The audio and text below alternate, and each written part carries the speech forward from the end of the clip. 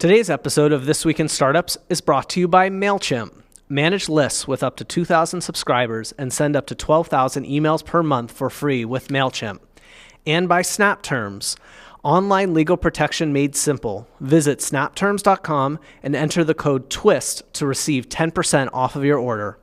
And by Amazon Web Services. The fastest growing, hottest startups build their businesses on Amazon Web Services.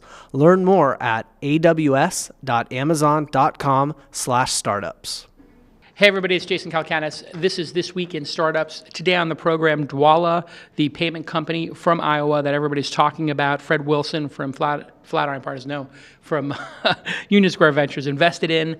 It's a very hot startup, and the CEO and founder, Ben Milne, is with us today. We're going to talk about payments and that whole world. It's going to be a great program. Stick with us. That's what it's all about, man. They said money is the root of all evil. What?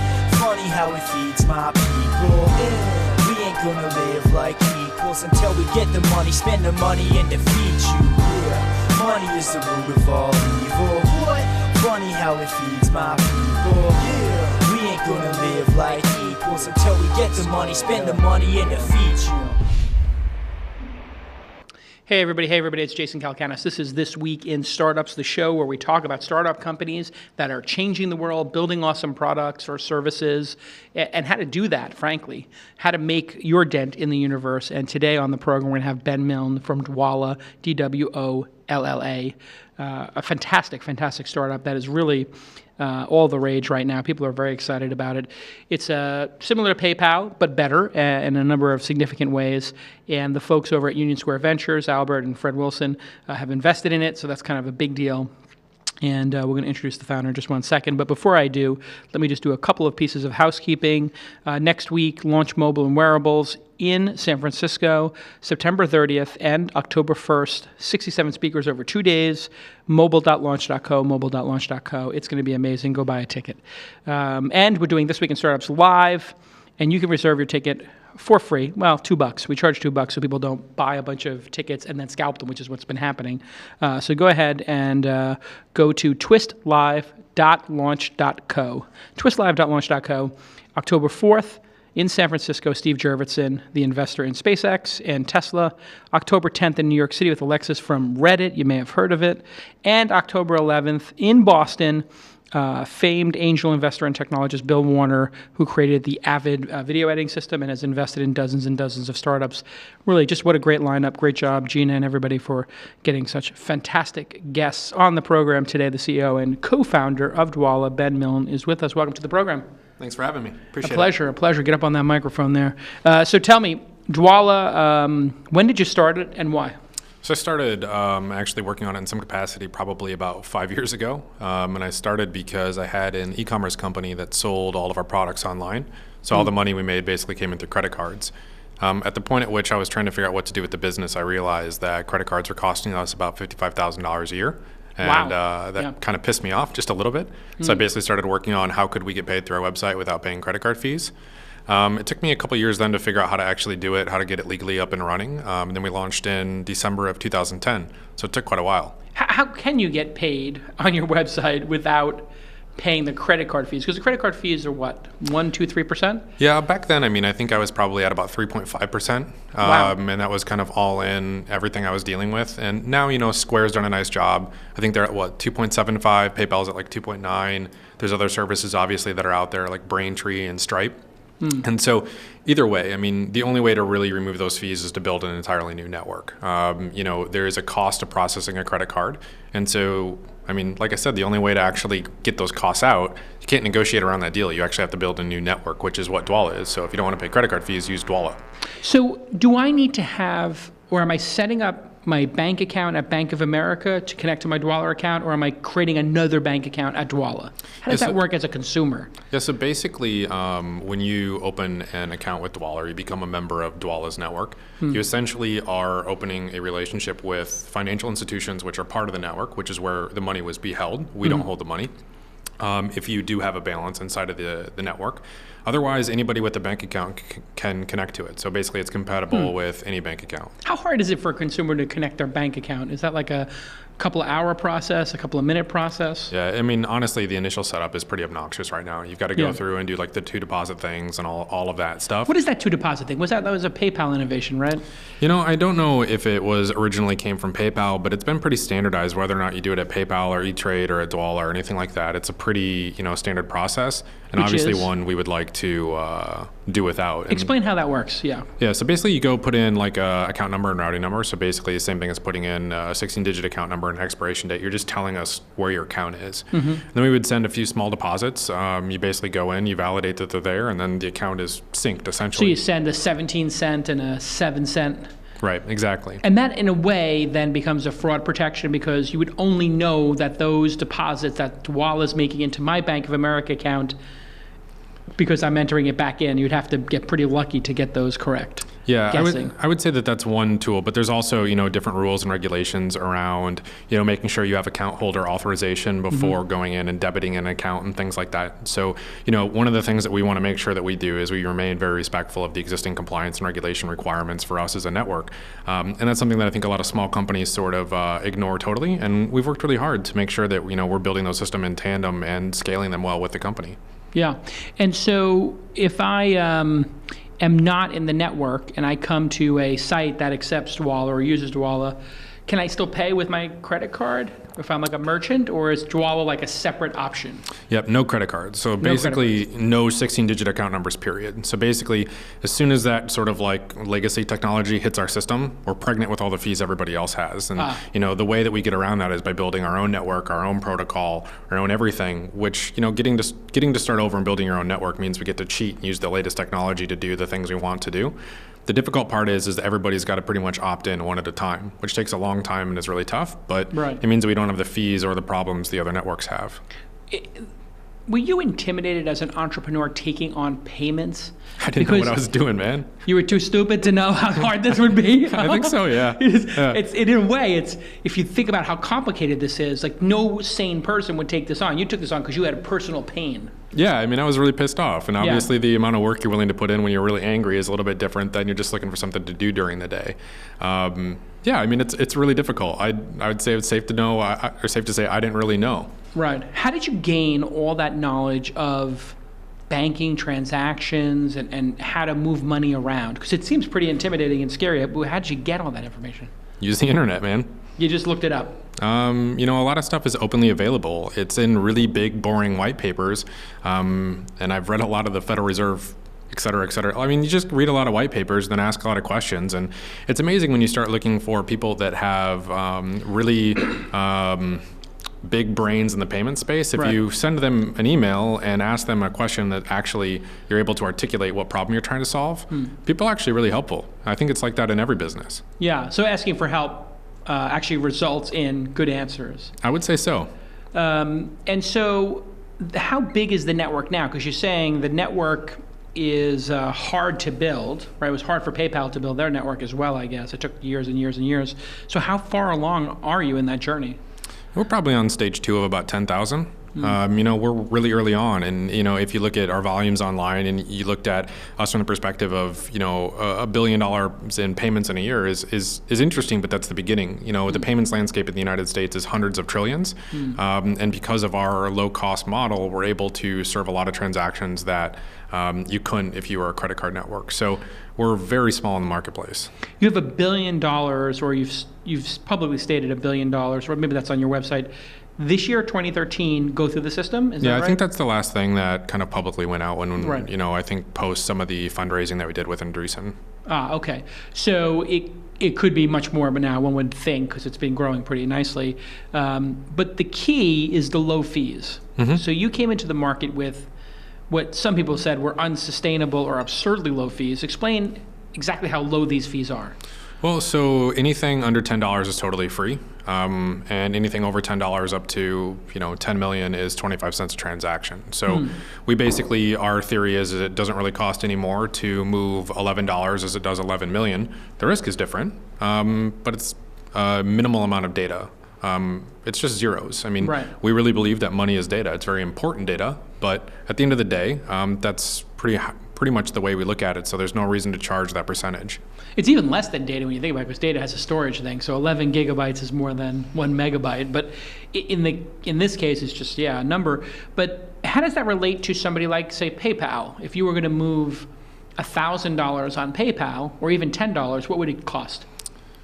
I mean, Or range. 2.9% plus 30 cents a transaction. And there's probably a sliding scale that you can negotiate with them. But, having gone through them for a lot of payments in the past and kind of my previous life and my other company, it's expensive, and it's not their fault. The reality is when they created that kind of you can pay now with your bank, you put in a card number, and as soon as the card number goes in, you have to roll that fee over.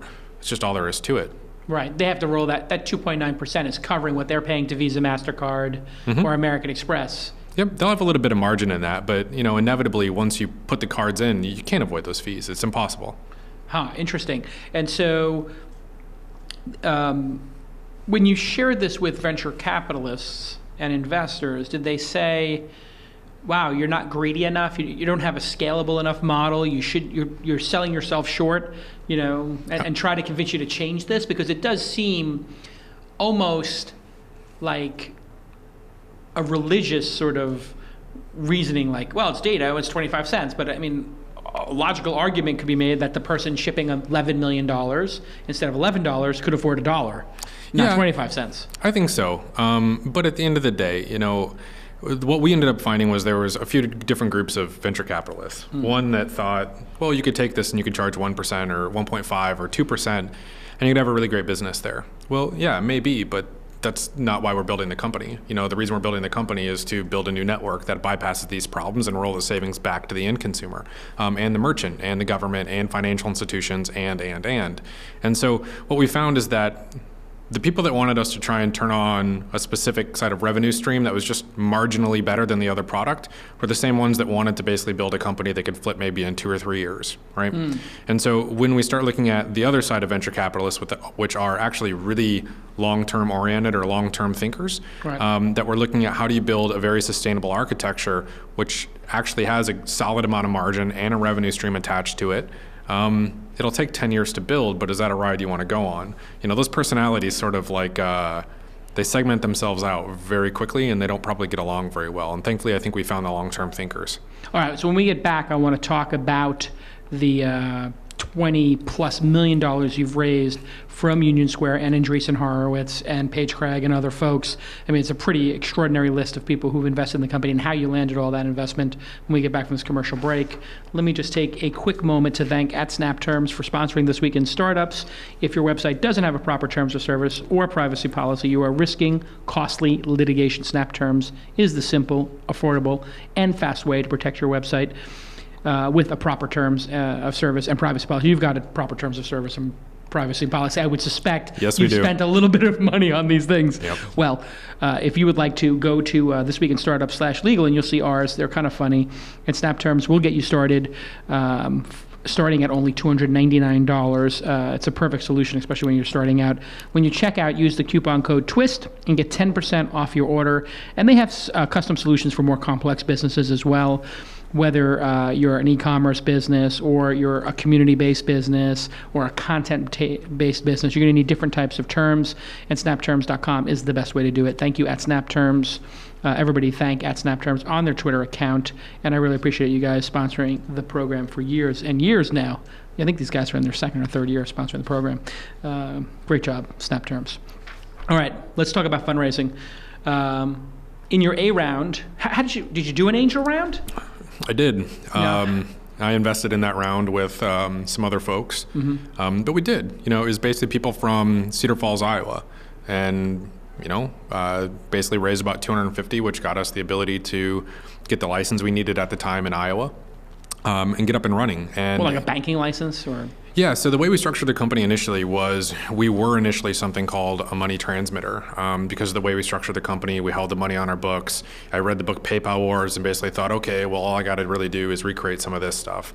We ended up structuring it very differently down line when we did another round of capital with some very strategic investors. But at the time, we knew that we need this license to get up and running, to actually legally prototype, and we wanted to do that. So that got us the license, got us up and running. You know, we had the software. We wanted to start doing some beta testing with people in Iowa. So that's really what that round was all about. $250,000 in Des Moines, Iowa from the angels there. That must be difficult. I mean, it's not like there's some huge angel investor community. Are these people who regularly angel invest, or were you their first and only angel investment? Yeah, I mean, I think it probably made it easier that I put in 50 to that. I'd saved a little bit of money from my previous company, and so I put it into the new one. And I was sitting there and I was talking to somebody, and I kind of said, well, this is something I've been talking about doing. And he said, well, how much do you think it would cost?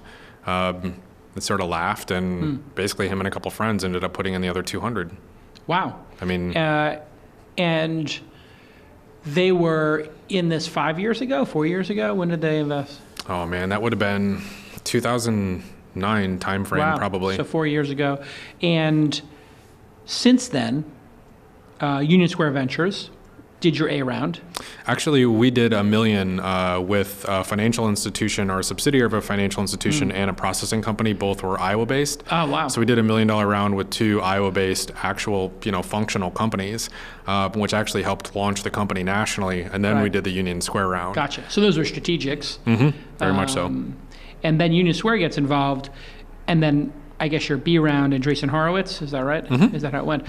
So how did your angels do from the last round to then? Are they up 100x, 20x, 50x? They must be doing fantastic. I think they're doing okay. Yeah. I think that the reality is they were very supportive of being in this for the long haul. And, we actually, around the time that Union Square came in, was sort of like when I started, I thought, well, if you could sell the company for X, and Y, then why wouldn't you? And what I started realizing was the opportunity was so much bigger than what we originally thought. And when we talked about, hey, are we going to swing for the fences here, or is everybody ready to stop? And I think everybody had the unanimous answer of absolutely not, like foot on the gas, go. And so, everybody's in for the ride. And did anybody say, no, I would like to cash my chips in, and can I get out of this? Not yet. Not yet. Yeah. That's pretty extraordinary. Usually there's a couple angels who are like, well, if this thing's up 30x and I put 25K in, I would like to get my money out because that's life-changing money for some folks. I think that, we're fortunate that a lot of our angels as well, they're, professionals. And it's not, what they put in is not going to probably make or break them. And it's an exciting ride for them. I'd like to think so too. And, at the end of the day, I'm really fortunate that every single one of them has been really personally supportive. They don't make a lot of angel investments. They don't publicly go out and advertise that they're part of Dwolla. But they're people who call on Sundays and just say like, hey man, how you doing? Oh, that's great. So PayPal has been kind of stagnant for the last couple of years. Some people say it's mismanaged. Some people say it's underutilized. A lot of the former PayPal executives, the PayPal mafia, as it were, are pretty down on PayPal. In fact, they don't even publicly and privately say, it's kind of mismanaged and they're missing the opportunity. What's your take on PayPal and their ability to compete in the space? Are they a formidable competitor, or are they a big, lazy competitor now? So I don't think PayPal is a competitor to us because I think, the way we look at ourselves is as a network, which is analogous to something like a Visa or a MasterCard, or even on the clearinghouse side as a clearinghouse for banks. So, we look at ourselves as a kind of a piece of PayPal's wallet eventually, not somebody we compete with. But I do think that PayPal's got a really strong opportunity to continue to build a really strong, profitable business. But the reality is I think we both know that's not the business that the founders had in mind when they started the company. Right. So I don't know how you marry those two things together. My gut feeling is that the people that are responsible for shareholders inside of eBay don't really probably care if the original founders still like the idea because they bought the company. Right. But at the end of the day, if they aren't successful in continuing to build more profitability there, they absolutely mismanaged it. Well, but aren't you in competition in that you're trying to build a network where if I'm a vendor, if I'm a merchant, I would pick between PayPal and I would pick between Dwolla? Some people do. Yeah. And why do people pick Dwolla? Well, because they don't want to pay the 2.9% plus 30 cents a transaction, right? Right. And so you could make the argument that they would be a competitor because people might stop using PayPal to use Dwolla. But at the end of the day, if they integrate Dwolla and they give people a fair margin for the value add that they have, people are not going to come to Dwolla proper. They're just going to use PayPal. And so it's sort of be fair, charge people for the value you provide.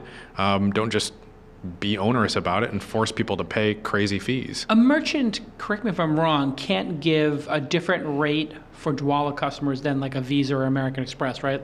The terms of service on an American Express or Visa will say like you can't charge different for cash and that kind of stuff. You know, I can't speak to the exact rules about whether or not they can or cannot. Right. But I know that some people do. Yeah. And you know, there are places that are cash only. Right. And sure. there are places that are cash and Dwolla. And Right. so it's sort of one of those things that, you know, people know it costs them a lot of money. And then when you start looking at that kind of cost at scale, will companies that are really massive, that have hundreds of millions or billions of dollars worth of transactions, start saying, oh, well, we can provide you with this additional incentive. Maybe it's free shipping or something else that drives loyalty and additional purchases as opposed to just, you know, an incremental discount. My feeling is that the large companies find ways of putting 200 new basis points of margin back to work to get you to buy more stuff, probably. Right. So building in Iowa, advantage, disadvantage, pros and cons? You know, the pro is definitely that, you know, Dwolla is unique in Iowa. And there's also a lot of really intelligent people in Iowa that have made the choice that they're going to stay in Iowa. You know, it's not uncommon to be in your mid-20s, have a couple kids, and be married. And that is not a life that you're going to move out to San Francisco or to Manhattan. It's just not the same quality of life for your family. It's not a bad thing. There's a lot of really smart people there that I think we can work with because we have that base there and because we have that office there.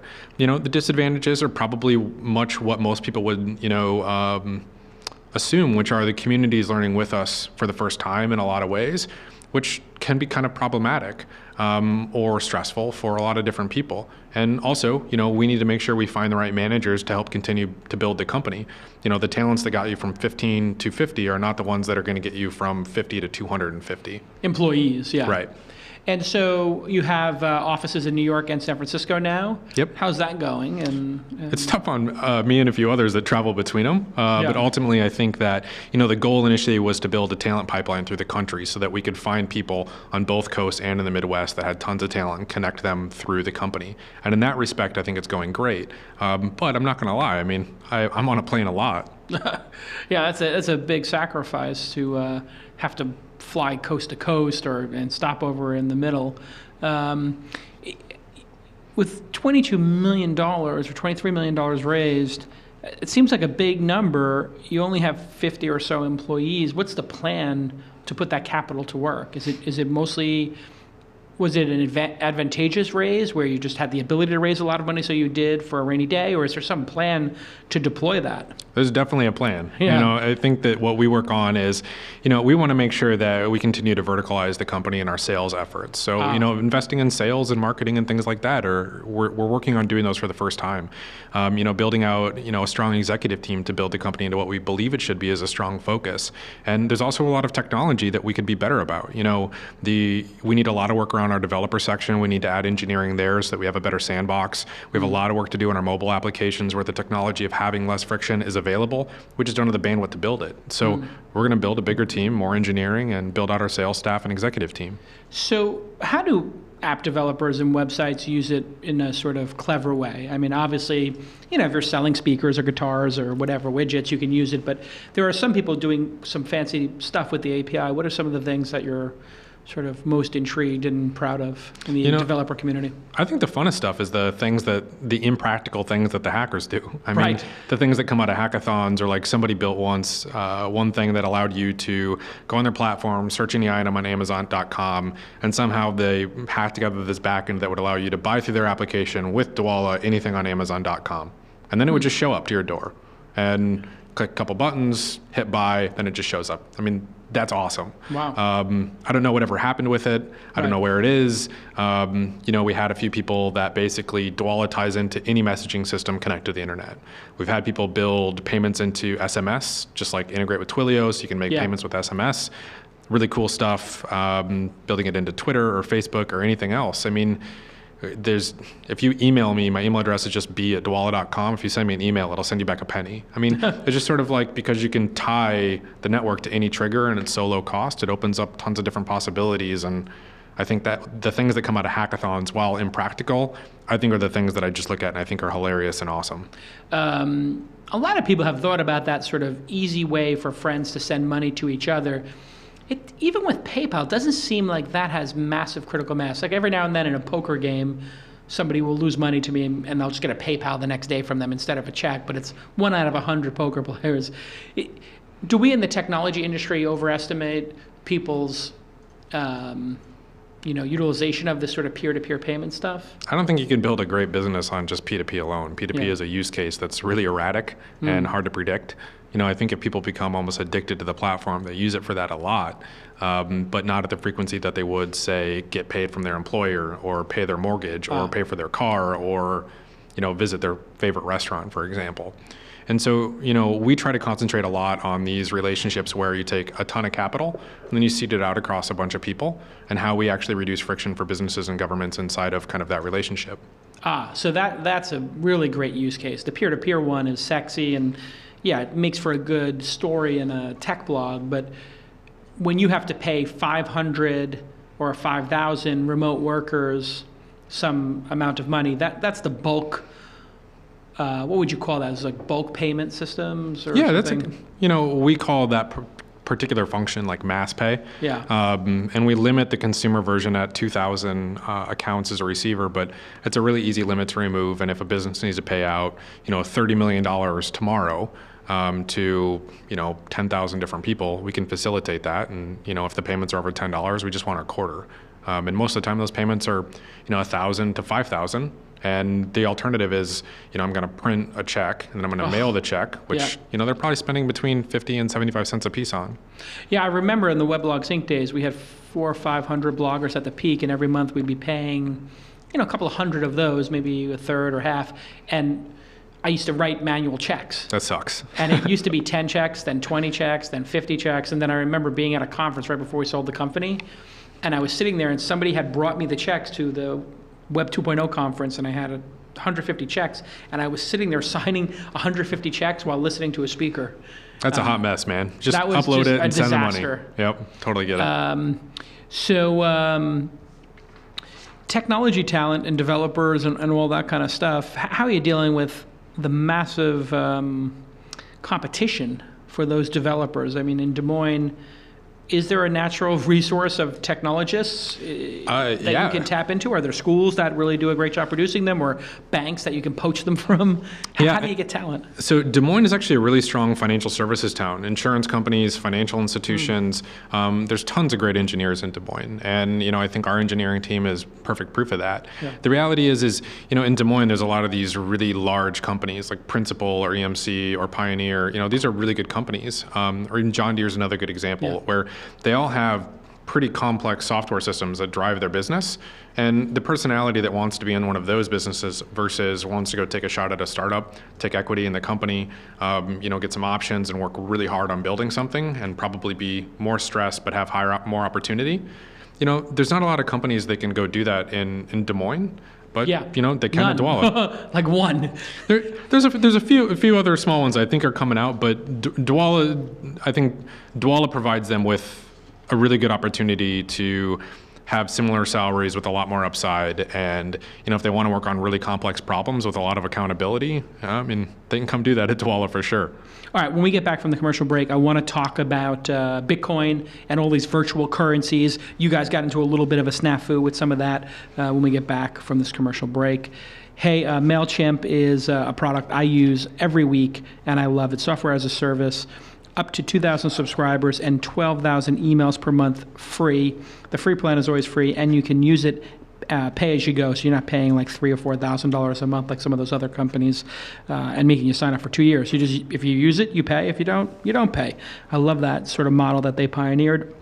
Pay as you go with credits, and most people are going to just use the free plan, and I always tell them the free plan is way too generous. 2,000 subscribers and 12,000 emails per month for free is crazy, but they do it because they know that their product is so great that you're going to get so much value from email that you're going to grow into a great customer. And they just rolled out a brand new MailChimp that's optimized for tablets, cleaner design, less clutter, even better team collaboration tools, which we love here at This Week in Startups. There's no contract. There's no trial. The free plan is always free. Go check it out. MailChimp. one of my favorite companies, and they have been sponsoring the program literally from the beginning. I think it's the longest running sponsor, and they've just been great to This Week in Startups. So you should go ahead and try them. And even if you just have a personal blog, go ahead and put a MailChimp sign up there and get your top 100 true fans, your top 1,000 true fans, whatever it is. Get their email addresses and start communicating with them regularly. People change their social networks constantly, like they change their underwear. But they do not change their email addresses, do they? That's good. That's a good commercial, right? That's good. I've been doing this commercial for 3 or 4 years, so it should be pretty damn good That's by gold. now. But I just love the fact that they have great templates and, we can see the open rates, we can see the click-through rates. It just gives you a lot of data.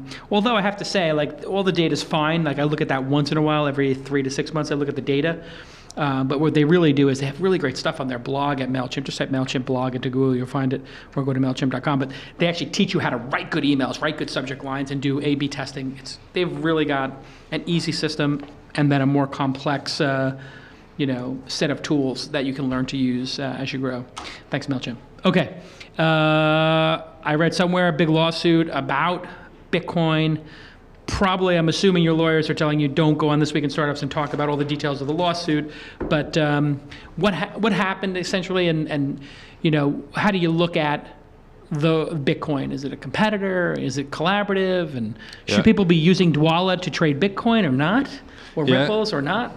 So, I would preface this by, there's a lot of things, I can't talk about, obviously. Can't talk about an active lawsuit? Go figure.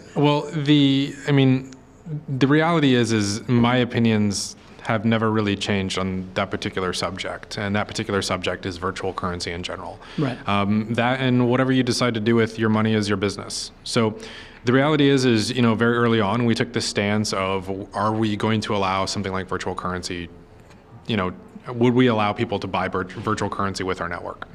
We made the decision that we would, because it's not illegal, and if people want to buy Facebook credits or Bitcoins or anything else, they should be empowered to. And whatever form that virtual currency is in shouldn't matter to us.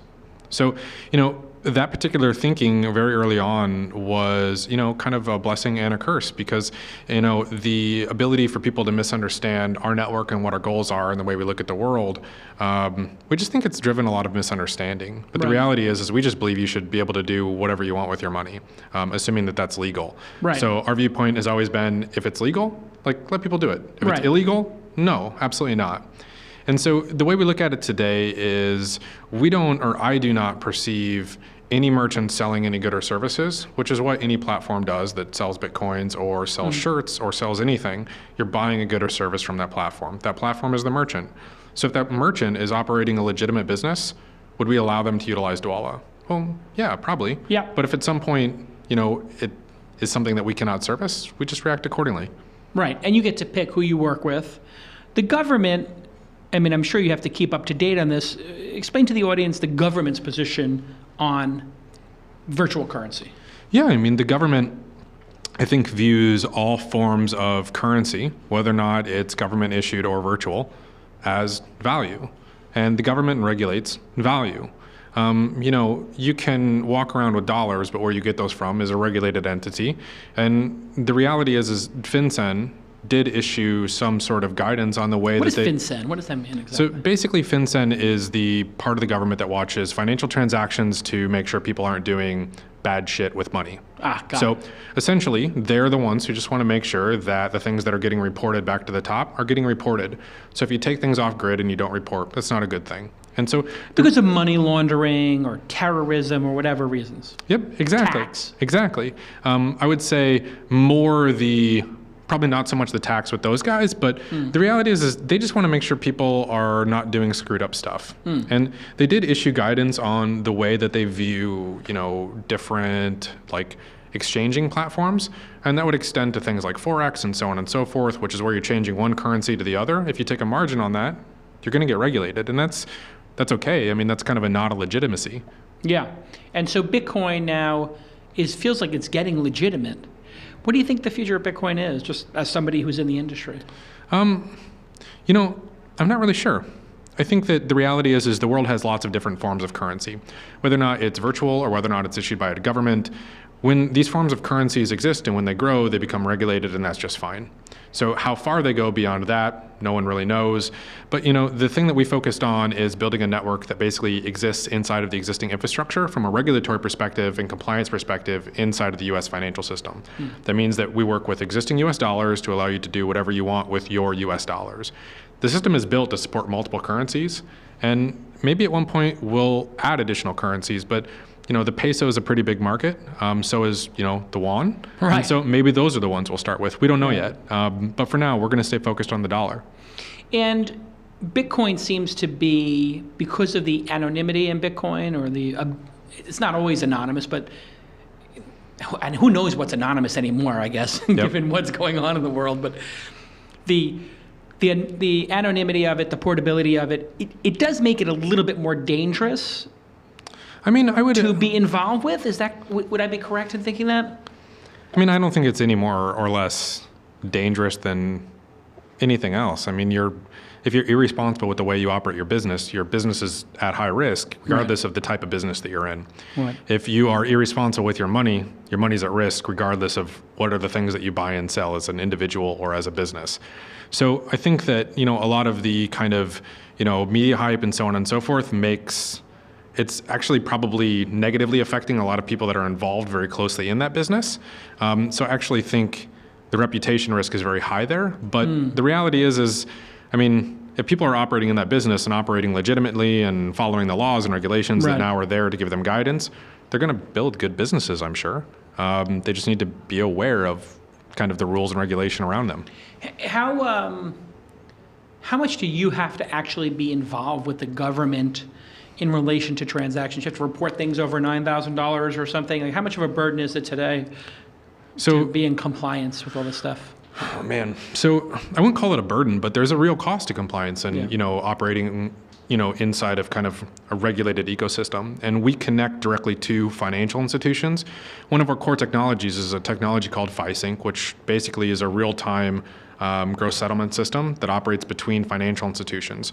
So we're talking about the real-time movement of US dollars inside of regulated entities that are responsible for billions of dollars of other people's money. There is no way that system is not going to have reporting requirements directly or indirectly through its relationships with the financial institutions that are part of the existing US infrastructure.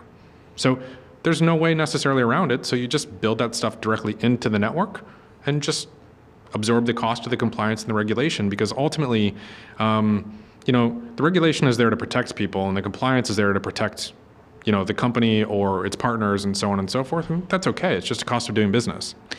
And how much responsibility do you have in terms of how people use the product, right? I mean, it's a platform, right? There seems to be a big debate in the world today just of where does a platform's responsibility begin and end? Like if you buy a Volvo and you go use it to rob a bank, reasonable people don't think that Volvo is responsible for the bank robbery. But when it comes to technology, especially new technology, they tend to say like, well, it's Bitcoin's fault that somebody bought drugs on Silk Road, or it's Dwolla's fault that somebody shipped money to a terrorist group or something like that. It's possible that could happen. It's probable that's happened if you've done that many transactions. How do you maintain the brand when you have so many ways that people could use it, for so I nefarious reasons? Yeah, I mean, I actually think that this question comes from a very Silicon Valley kind of potential attitude of, well, what do we really have to protect the network from, or what do we really have to report? Well, like all that shit's in writing, right? Like it's already out there. All you have to go do is read any reports to find out what you should be reporting, how to report it, competently work with the financial institutions that you work with to report the things that you need to. When you onboard customers, you need to be doing KYC. You need to go through the AML activities. You need to onboard them responsibly, just like a financial institution would, even if you're not a financial institution. You need to assume that the scrutiny is going to be so high that once it comes down on you, you have to be compliant and be able to report. And so my feeling is that a lot of the things like that you just noted, like what if a terrorist gets into the system? Well, they should never get there because you should be compliant with your OFAC account opening requirements. Right. So they shouldn't be able to open the account to begin with. Right, exactly. The technology should be essentially, it should be able to protect itself. Right. And if you are not building the safeguards into the system for the system to protect itself and be compliant with the rules and regulation, then your company's at risk because you didn't pay attention. And we're going to learn a lot of that stuff over time. We've learned a lot, and we have to continue to grow. But my feeling is that if a company thinks that, well, we can't keep all this stuff out of it, and they're operating in a legitimate kind of regulated industry, and they don't know how to answer that question, they need to go hire the people that will help them answer it, or they probably shouldn't start that company. How much fraud is there, in a payment system like Dwolla today? I remember the PayPal team telling me, like, the business almost got shut down at one point because they were under such a constant assault from Russian hackers. I mean, how many, I don't know what the reasonable fraud is in credit cards, but I think it was low single digits, 1 or 2%. What's the reasonable amount of shenanigans, that you can withstand, and how much of your resources go towards that?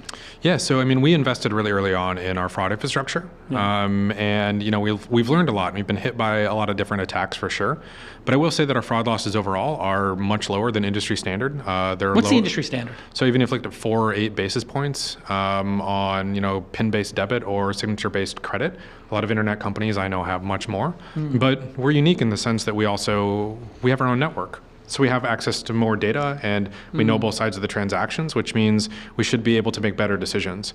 And while that's going to fluctuate and those numbers will change over time and we'll get hit with more sophisticated attacks, I feel like we've been really buttoned up on that side of our company. And we've also found people in Des Moines, Iowa that they've had, risk or analyst jobs before.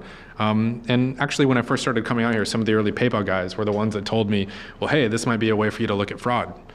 So to some of those guys, thanks. They saved us tens of millions of dollars easily.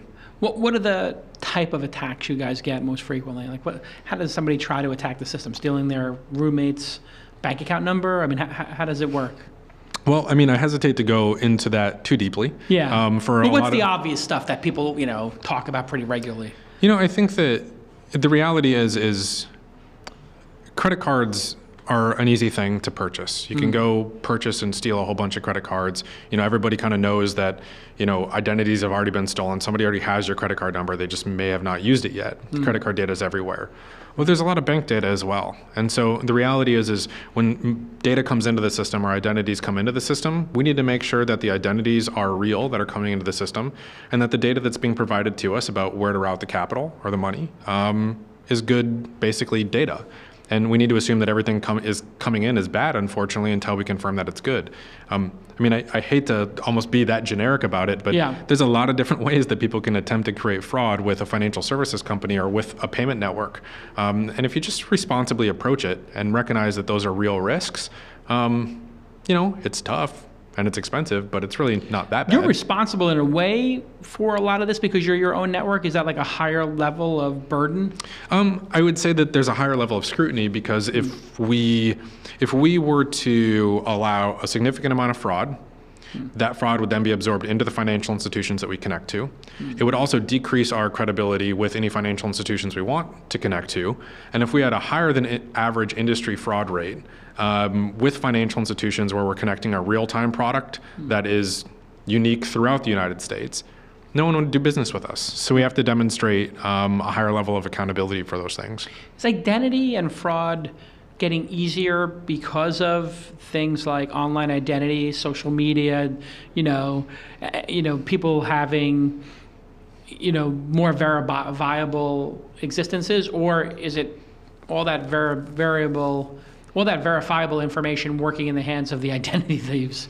Yeah, so I would preface this with, I haven't been in the financial services world very long. Yeah. But if I had to guess, I would guess a lot of the kind of back-end APIs that people can utilize and a lot of the computing power to be able to analyze transactions and identities is much stronger now than it was 20 years ago. So my assumption is it's probably easier now than it was, but I have really no baseline for that assumption other than, APIs have probably gotten a lot better over the last 20 years.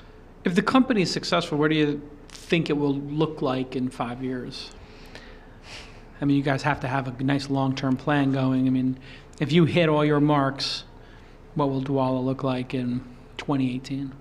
That's a great question. Hopefully we're employing hundreds of people. We're available in multiple currencies throughout the world.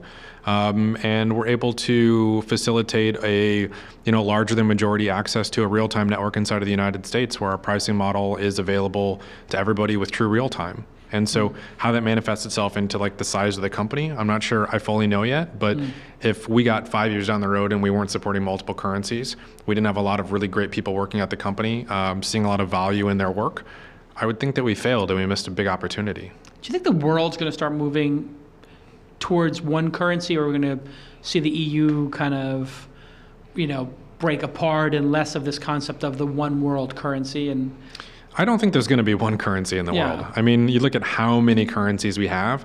I think that a lot of smaller, unstable ones will probably be replaced, but there will always be another one pop up. Maybe it's math-based, maybe it's widget-based, maybe it's gold-based, maybe we go back to, there's always going to be a new form and another form. But my feeling is even if we have new forms of currency, it seems irrational to assume that the exchange of that new form of currency will be physical. Cash is just a physical personification of the data that's at the bank. And truthfully, any network that makes it simple and seamless to transact, regardless of what that value is, I think that that's where a lot of the value will be built, and that's what Dwolla does. Who's the big loser in your success? Who is it? The Visas and Mastercards who are, going to start feeling downward pressure to lower their transaction fees? I think if your business is dependent on a 16-digit card number, and let me rephrase that. I think Visa will inevitably evolve towards a lowest cost way to do business. They don't have a real-time system, and neither does everyone else. But if you make your business reselling credit cards, services, your business will probably be affected. But my feeling is also that new real-time businesses are going to allow other service businesses to be built on top of them. So I think your business is just going to change. You don't sell rotary telephones anymore to make a bunch of money. You sell cell phones. Right. And is Square a competitor, or? I don't think so. I look at Square has this really beautiful experience between a consumer and a merchant. And, my feeling is inevitably I would like to see us built into the Square wallet where, the merchant in the Square environment actually has this nice value add of a POS system that does all this accounting between different payment forms and so on and so forth. That's actually a really strong value add. And for Dwolla to be involved in that and the merchant pay whatever, fee they deem necessary to get that value from Square, I'm not sure how that works out, but I think that we just become another network and a form of payment in their wallet. Aren't they a network, though, or are they just processing credit cards? I think that they process cards. Right. And it would make sense that eventually maybe they'll add some sort of loaded element or something else.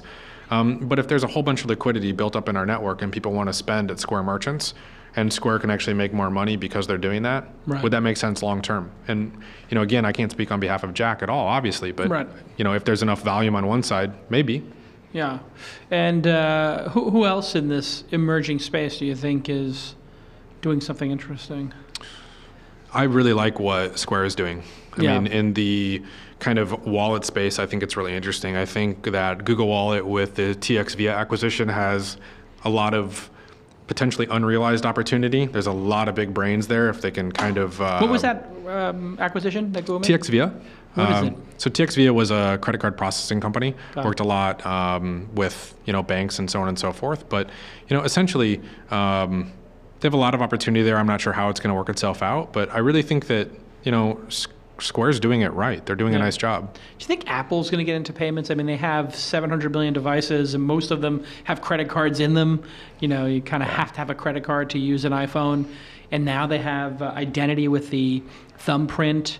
It just seems, and they have their wallet, essentially. Do you think we're going to start paying for things with our iPhones? And eventually, whether or not it's inside of an app or it's provided by them, it seems irrational to assume that that's not eventually going to occur. And I think the thumbprint thing is just like a master stroke. That was brilliant. And do you think that has to do with payments or securing your phone or identity? Well, I think it's all one and the same. Right. The reality is if this is my way of saying this is me and I'm here, I don't need to go double authenticate or log in or. It already knows. And that's a really special change. And I also don't think that a tap or a swipe is a necessary thing at a POS. It can all happen over the air.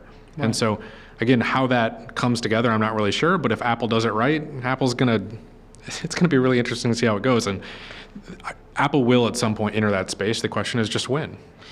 How come we're not paying with our thumbprints? How come when we go to a POS, we just don't walk up to Starbucks and put our thumb down and have it read it. I mean, I think there was a company that actually did that. Yeah. I don't remember what the name of the company was, but it was just too early. Too early. And so, I mean, to put that reader at the POS requires a huge investment in the infrastructure, the update to the software, and everything else. Right. So because people have already made a big investment in like the scanners, will that be it? Will it be NFC? And again, my personal opinion is just simply that if you can take as much of the hardware out of the equation as humanly possible, that's a huge benefit to everybody because they don't have to invest in the management of all the hardware. Just use the internet. And that's the way we built our network. And which way is actually the right one over time, it remains to be seen because it's still so early. Are people using your service for like big transactions like paying for their rent and stuff like that? Is it commonly used for that kind of stuff? Or? Yeah, absolutely. I mean, we serve everybody from landlords that are receiving payments from their tenant to businesses doing, $20,000, $30,000 transactions between themselves. We serve businesses paying taxes to state governments. We serve anybody and everybody that's operating a legitimate service that needs to get money from point A to point B and doesn't want to pay those hefty fees. It makes total sense. It's a brilliant idea, and I wish you great success with it. And if you were thinking of joining a firm in New York, San Francisco, or Des Moines, Iowa, pretty easy to find the founder, b@dwolla.com, pretty upfront about that, and BP Milne, M-I-L-N-E, on Twitter. Thanks, of course, to MailChimp and to SnapTerms for supporting the program. Anything we miss? What did I miss? Did I miss a question? I don't think so. Pretty covered Iowa. Covered Iowa. I spent like 10 minutes talking on camera the other day about tater tots in Des Moines. Super solid there. Really? Yeah. They're big tater tot country. El Bait Shop. It's this weird little spot in Des Moines. Great tater tots. Also, what's the name of the place? It's El Bait Shop. El Bait. Yeah, it's like a Mexican biker bar. And what do they just like shave the actual potatoes and then form them and deep fry them? I don't know. It's like art. Some art you just appreciate. Do they have steak and shake? Is that the big Midwest? I don't Steak and shake? I don't know if I've ever been to one of those. All right, listen. Continued success. It's been great to watch you guys just grow. I mean, I remember just seeing Dwolla coming up on Hacker News 3 or 4 years ago, just constantly. You really courted that developer community, huh? We're working on it. We got to get better. Fell in love with it. Continued success. Thanks, Brandis and Gina, for setting everything up. Thanks, Demont and Luke for paying the bills, and Simon, new kid on the block.